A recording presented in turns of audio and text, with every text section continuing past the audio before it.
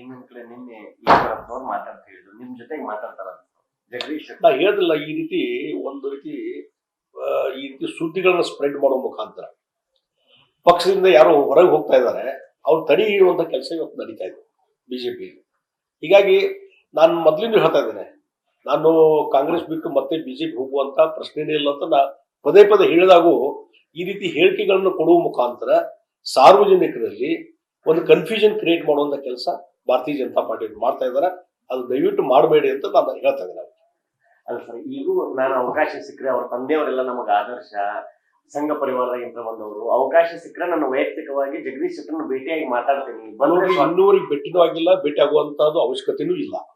ಏನು ಅಪಮಾನ ಮಾಡಿ ಈಗ ಹೇಳಿದ್ರು ಒಂದು ಸಣ್ಣ MLA ಟಿಕೆಟ್ ಅಂತ ಹೇಳಿ, ಅದೇ ಒಂದು ಸಣ್ಣ MLA ಟಿಕೆಟ್ ಕೊಡ್ಸಲಿಕ್ಕಾಗಿಲ್ಲ ನಿಮಗೆ. ಅವ್ರಿಗೂ ಸಿಕ್ಕಿಲ್ಲ.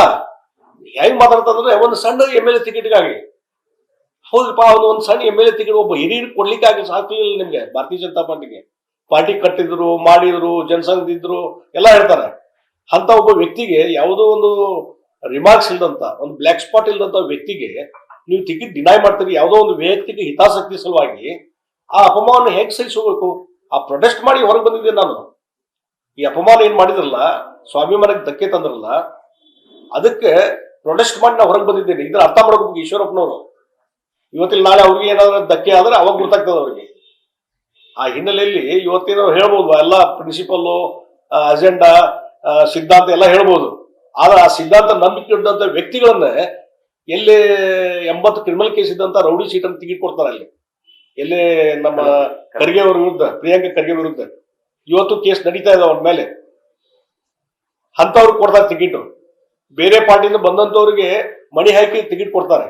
ಆದ್ರೆ ಪಾರ್ಟಿ ಕಟ್ಟಿದಂತ ಅವರೇ ಹೇಳ್ತಾರೆ, ಈಶ್ವರಪ್ಪ ಪಾರ್ಟಿ ಕಟ್ಟಿದಂತ ವ್ಯಕ್ತಿ, ಅವ್ರ ತಂದೆಯವ್ರ ಕಾಲದಿಂದ, ಜನಸಂಘ ಕಾಲದಿಂದ ಪಾರ್ಟಿ ಕಟ್ಟಿದ್ದಾರೆ ಎಲ್ಲ ಹೇಳಿದಂತವ್ರು ಒಂದು ಸಣ್ಣ MLA ಟಿಕೆಟ್ ಕೊಡ್ಸ್ಲಿಕ್ಕಾಗಿಲ್ಲಲ್ರಿ ಈಶ್ವರಪ್ಪನವ್ರೆ.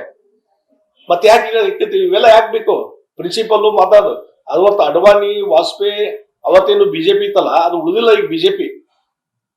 ಅವತ್ತೇನು ಭ್ರಷ್ಟಾಚಾರ ರಹಿತವಾದಂತ ವ್ಯವಸ್ಥೆ ಬಿಜೆಪಿ ಒಳಗಿತ್ತು, ಅದು ಉಳಿದಿಲ್ಲ ಇವತ್ತು. ಅದ್ರ ಬಗ್ಗೆ ಆ ಸಿದ್ಧಾಂತ ಪ್ರಿನ್ಸಿಪಲ್ ಮಾತಾಡೋದು ಬಿಟ್ಟು ಬಿಡ್ರಿ ಅಂತ ಹೇಳ್ತೀನಿ ನಾನು ಈಶ್ವರಪ್ಪ.